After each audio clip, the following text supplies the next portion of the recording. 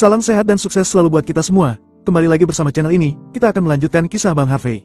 Reggie Xavier yang merasa sudah akan menang, tidak menyangka Harvey York akan membalikkan keadaan. Selain dapat cap tangan, kedua tangannya juga patah. Dan langsung saja, bersama gameplay ini, inilah kisah Bang Harvey chapter 6185 sampai 6189. Chapter 6185. Reggie Xavier melirik tangannya yang patah dan berkata dengan dingin. Apa maksudmu? Tentu saja polisi. Sekarang bajing itu tidak hanya tidak terluka, tetapi aku bahkan harus mematahkan kedua tanganku. Apakah layak untuk kedua tanganku jika aku tidak mengirimnya ke penjara selama beberapa tahun? Aku tidak akan bisa memaafkan diriku sendiri. Saat Harvey York masuk, aku punya cara untuk melenyapkannya. Mendengar kata-kata Reggie Xavier, wajah pria berambut panjang itu tiba-tiba menjadi cerah. Dia kemudian dengan cepat berlari ke samping untuk menelepon. Di kotak tertinggi, meja hidangan yang sama dengan kotak raja dikirimkan. Tapi yang berbeda dari yang tadi adalah para pelayan yang mengantarkan hidangan semua memandang Harvey York seolah-olah mereka sedang melihat Dewa Agung. Harvey York terlalu tidak peduli. Bagaimanapun, seseorang membayar makanan ini, jadi dia tidak akan sopan. Selain memesan beberapa hidangan khas, mereka bahkan menyajikan sebotol Riesling tahun 1982. Tidak ada pergerakan berarti di luar, saat Harvey York dan yang lainnya menyelesaikan makanannya. Pada saat ini, setelah Yvonne Xavier membantu Harvey York menuangkan secangkir teh, dia tersenyum dan berkata, Tuan Muda York, apakah kita ingin memainkan permainan kecil? Permainan apa? Harvey York tersenyum. Reggie Xavier itu terus mengatakan bahwa dia ingin membalas dendam, dan kita tidak tahu bantuan apa yang akan dia dapatkan. Kenapa kita tidak bertindak di saat yang sama? Harvey York berkata dengan ringan. Tidak perlu. Jika dia meminta ayahnya untuk datang, dia seharusnya sudah tiba sekarang. Jika orang-orang di jalan itu diizinkan untuk datang, para pelayan itu mungkin tidak akan mengantar makanan. Bahkan orang-orang di kotak lain akan dibujuk untuk pergi untuk menghindari masalah. Saat ini, belum ada yang datang. Satu-satunya alasan hanya satu. Reggie Xavier dan rombongannya melapor ke polisi. Setelah mengatakan ini, Harvey York menghela nafas dan berkata, sepertinya bahkan di Walsing, beberapa hal tidak dapat dihindari. Yvonne Xavier tersenyum dan berkata, kedua tangan Reggie Xavier patah. Dari sudut pandang tertentu, dia adalah korban, dan itu bisa dimengerti. Hanya saja, jika itu benar-benar orang-orang dari kantor polisi, aku khawatir itu tidak akan berakhir dengan baik. Harvey York tersenyum dan berkata, dengan kehadiranmu dari keluarga Walsing Xavier, apakah aku harus takut tidak dapat mengakhiri pertunjukan? Tuan York, kamu salah paham. Yvonne Xavier tersenyum lembut. Yang kutakutkan adalah Reggie Xavier tidak akan bisa menutup. Tok, tok, tok. Saat mereka bertiga berbicara, ada suara ketukan dari pintu luar kotak. Ketiganya saling berpandangan. Apakah Reggie Xavier atau seseorang dari kantor polisi? Bagaimana mereka bisa begitu sopan jika mereka ingin masuk? Segera, Reinhardt berdiri dan berjalan ke gerbang kotak untuk membuka pintu, tetapi saat berikutnya, dia sedikit terkejut, dan kemudian dia menarik napas. Tatapan Yvonne Xavier juga menyabu, dan kemudian ada ekspresi heran di antara alisnya. Hanya Harvey York juga melirik, dan ketika dia melihat seorang lelaki tua dalam setelan tang, dia tidak bisa menahan diri untuk tidak membeku sesaat, dan berkata, siapa dia? Apakah dia memiliki latar belakang yang hebat? Hebat. Tidak hanya besar, tapi terlalu besar. Yvonne Xavier berbicara dengan aneh. Orang ini adalah kepala pelayan dari keluarga Han. Statusnya di keluarga Han sangat tinggi. Sampai batas tertentu, dia seharusnya bisa berbicara atas nama nyonya tertua. Sebelum Yvonne Xavier selesai berbicara, kecantikan urban juga muncul di pintu kotak. Tingginya hampir 1,7 meter, dengan sepatu hak tinggi di kakinya. Meski tidak memakai riasan di wajahnya, penampilannya juga tak tertandingi cantiknya. Yang paling penting, dia terlihat sangat anggun, yang membuat orang akan tersipu hanya dengan melihatnya. Chapter 6186. Harvey York melirik wanita itu, mengagumi betapa cantiknya dia, dan bertanya dengan bingung. Dan siapa dia?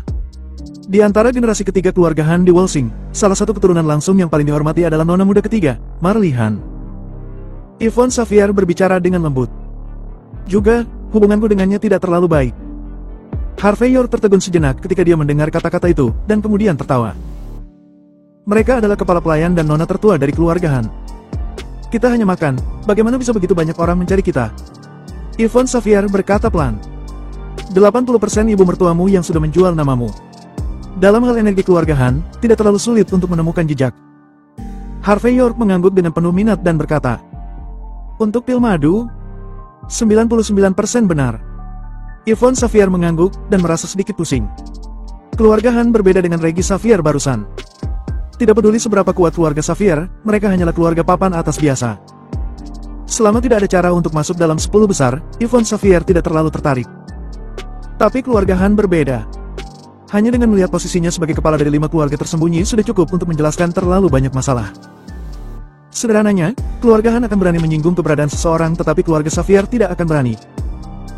Pada saat ini, kepala pelayan dari keluarga Han menyapu seluruh lapangan, terutama setelah melirik beberapa sudut tersembunyi yang bisa menyembunyikan orang. Dia mundur beberapa langkah dan membiarkan Marley Han masuk. Dan ketika Marley Han masuk, tatapannya juga sedikit menyapu. Ketika dia melihat Yvonne Xavier, matanya tampak berhenti, tetapi dia dengan cepat menyembunyikan emosi ini. Dia kemudian berjalan perlahan ke tempat di depan Harvey York, sedikit membungkuk. "Apakah kamu Harvey York?" Mantan suami Mandy Zimmer, kepala ke-9 keluarga Jin di Mordu. Marley Han berbicara dengan Harvey York.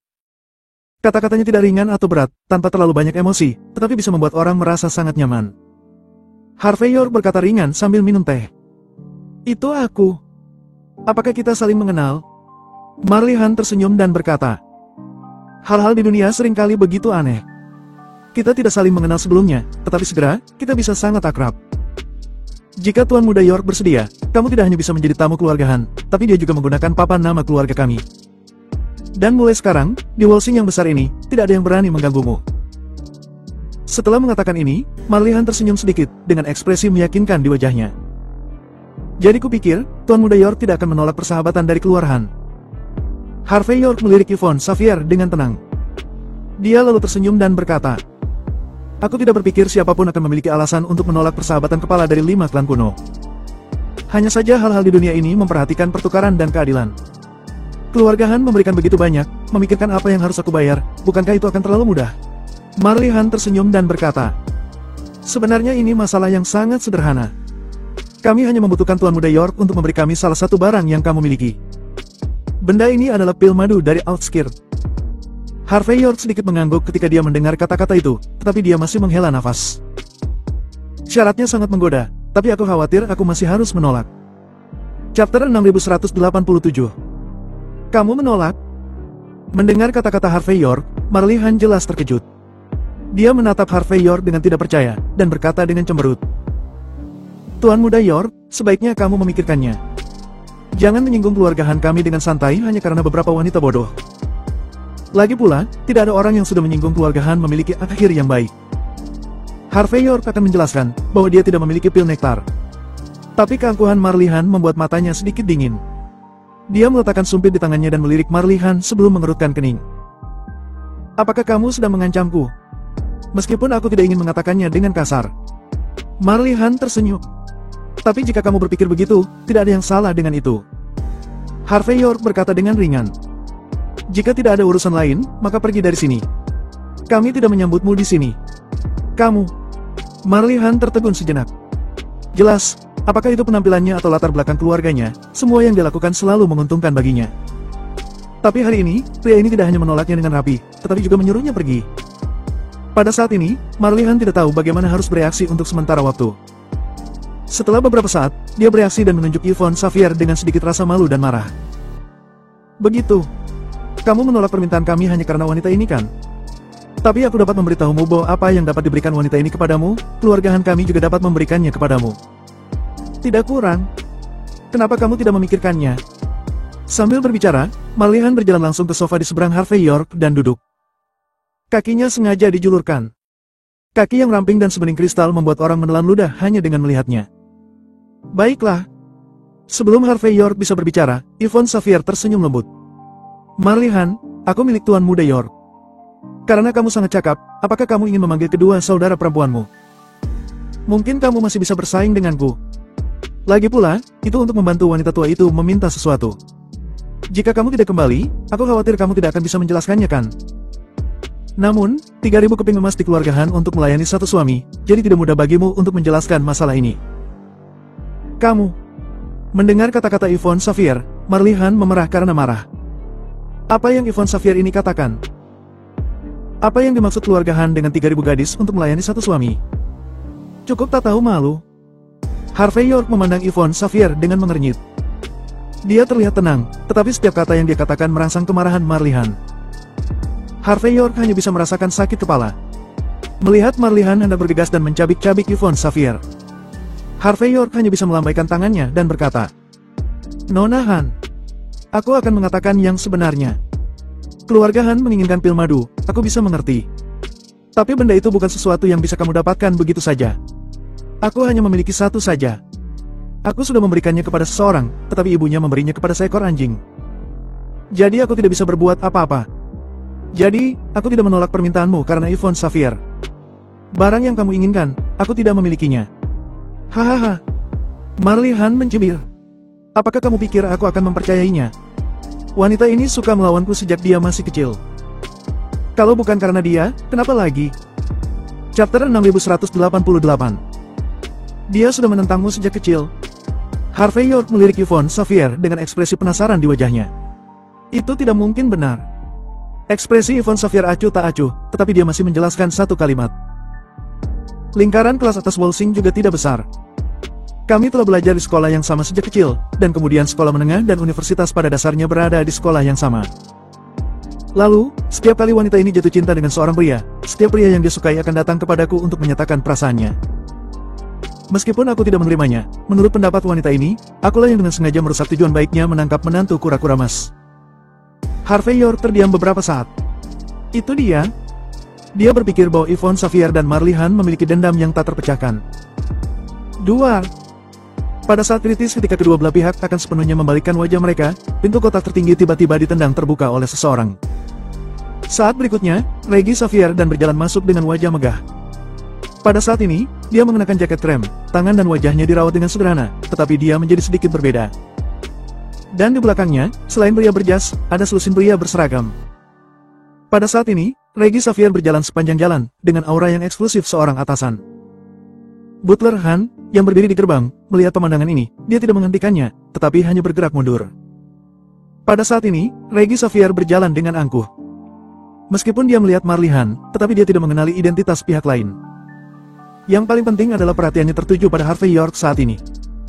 Melihat sikap Harvey York saat ini, hati Reggie Xavier tiba-tiba terbakar. Baru saja, dia diberi anestesi dan perban di klinik tidak jauh dari sana. Alhasil, pria ini sangat makan dan minum di sini. Pada saat ini, Reggie Xavier menarik napas dalam-dalam, seolah-olah dia telah mendapatkan kembali sikap yang seharusnya dimiliki seorang pangeran. Dia menyipitkan mata ke Harvey York, dan berkata perlahan, "Harvey York, kamu sudah cukup makan dan minum. Jadi kita bisa melanjutkan urusan kita kan? Demi kesempatan yang baru saja kamu berikan padaku, aku akan memberimu kesempatan sekarang. Berlututlah, bersujud padaku dan minta maaf. Lalu patahkan salah satu tanganmu sendiri, lalu serahkan tangan wanita di sebelahmu." Itu dia. Kalau tidak, aku jamin kamu akan menyesalinya. Melihat Reggie Xavier yang temperamennya sedikit berubah saat ini, Harvey York menoleh ke samping dan tersenyum tanpa komitmen. Menyesal? Kata ini tidak pernah ada dalam kamusku. Sangat arogan. Reggie Xavier mencibir. Orang-orang sepertimu tidak tahu seberapa tinggi langit. Kamu mematahkan kedua tanganku, itu adalah kejahatan keji, dan ada saksi dan bukti fisik. Selama kamu dibawa pergi oleh polisi, kamu harus pergi ke penjara surgawi setidaknya selama 10 tahun. Jika aku jadi kamu, yang harus aku lakukan sekarang adalah mengakui kepengecutanku, bukan bersikap kasar. Harvey York berkata dengan tenang. Apakah kamu lupa apa yang baru saja aku katakan? Tanganmu benar-benar patah. Tapi kami hanya membela diri. Reggie Xavier mencibir. Aku khawatir kamu tidak peduli dengan masalah ini. Hanya detektif kantor polisi yang memiliki keputusan akhir. Inspektur Lee, kamu telah melihat bagaimana kondisiku saat ini. Sekarang aku membutuhkanmu untuk mengambil tindakan untuk mengajarinya apa itu hukum raja dan apa itu keadilan. Saat dia berbicara, Reggie Xavier melangkah ke samping dengan ekspresi puas di wajahnya. Chapter 6189. Segera, beberapa pria berseragam berjalan keluar. Pria yang memimpin memiliki perut buncit dengan gaya rambut Mediterania. Dialah yang disebut Inspektur Lee. Pada saat ini, dia menyipitkan mata ke Harvey York sejenak. Setelah merasa yakin bahwa Harvey York bukan salah satu dari orang-orang yang kuat dan berkuasa yang dia kenal, dia kemudian mencibir. Kamu yang sudah menyakiti orang di depan umum, dan bahkan membuatnya cacat. Kamu sangat bodoh. Kemarilah. Bawa dia kembali, dan ajukan pertanyaan yang bagus. Jika dia memiliki niat untuk melawan, langsung lumpuhkan saja. Mendengar kata-kata detektif Lee, kedua detektif di belakangnya melangkah maju. Harvey York melirik sekelompok orang itu dan berkata dengan ringan. Di mana surat perintah penangkapan kalian? Bagaimana dengan bukti manusia? Bagaimana dengan bukti fisik? Jika kamu tidak menyelidiki dan mengklarifikasi fakta, kamu masih akan menangkap seseorang. Apakah kamu tidak takut menangkap orang baik dan mencemari kariermu? Inspektur Lee tertawa terbahak-bahak. Wah, apakah kamu masih akan mengajariku cara melakukan sesuatu? Apakah kamu melihat seragam ini? Aku adalah penegak hukum raja. Jika aku mengatakan bahwa kamu bersalah, maka kamu bersalah. Jika kamu berani mengoceh omong kosong lagi, aku akan meminta seseorang untuk menembakmu. Percaya atau tidak? Saat berbicara, Inspektur Yasil hendak mengulurkan tangan dan menepuk kepala Harvey York. Rupanya, dia selalu terbiasa melakukan ini. Ini tidak hanya keren, tetapi juga dapat menunjukkan otoritas tertinggi mereka. Namun, saat dia melewati Marlihan, matanya berbinar, menatap paha putihnya, tanpa sadar dia menjilat bibirnya. Kamu sepertinya kurang beruntung. Bawa dia bersama-sama, aku pribadi yang akan menginterogasinya. Sambil berbicara, Inspektur Lee tersenyum dan ingin mengulurkan tangan untuk menyentuh paha Marlihan. Plak! Pada saat ini, Marlihan, yang telah duduk dan akan menonton lucon Harvey York, tiba-tiba berdiri dan menamparkan wajah detektif Lee. Aku masih melakukan sesuatu, apakah kamu ingin mengganggu? Kamu masih ingin menyentuh pahaku? Kamu tidak menginginkan cakar anjingmu lagi. Setelah ditampar oleh seorang wanita dan ditegur dengan keras, detektif Lee tertegun sejenak, lalu melompat seperti guntur. Beraninya kamu memukulku. Kamu menghalangi tugas pemerintah. Seseorang. Bawa dia pergi. Tangkap sekarang. Hei, menangkap nona mudaku. Pada saat ini, suara yang sangat dingin keluar. Kamu sangat berani. Saat suara itu jatuh, Butler Han, yang berdiri di sisi gerbang, masuk dengan tangan di punggungnya. Aku tidak peduli keluhan apa yang kamu miliki dengan Harvey York, atau bagaimana kamu berencana untuk menegakkan hukum. Tapi bahkan nona muda keluarga Han ingin ditangkap. Apakah kamu pikir kamu memiliki beberapa nyawa? Kamu telepon kepala detektifmu untuk melihat apakah dia berani melakukan ini. Sambil berbicara, Butler Han membawa tangannya ke depan detektif Lee, dan kemudian menamparkan wajahnya yang bulat dengan backhandnya. Ketika Reggie Xavier yang awalnya arogan mendengar nama keluarga Han, tanpa sadar dia melirik Marlihan. Saat dia melihat wajahnya dengan jelas, ada ledakan di kepalanya. Dia tidak pernah bisa membayangkan bahwa di antara 3.000 emas keluarga Han, Marlihan yang merupakan karakter paling buas, akan benar-benar muncul di sini. Detektif Lee juga memiliki ledakan di kepalanya saat ini. Dan saat berikutnya, dia mengubah sikap arogannya dan berkata dengan wajah malu-malu. Nona Han, maaf. Aku salah.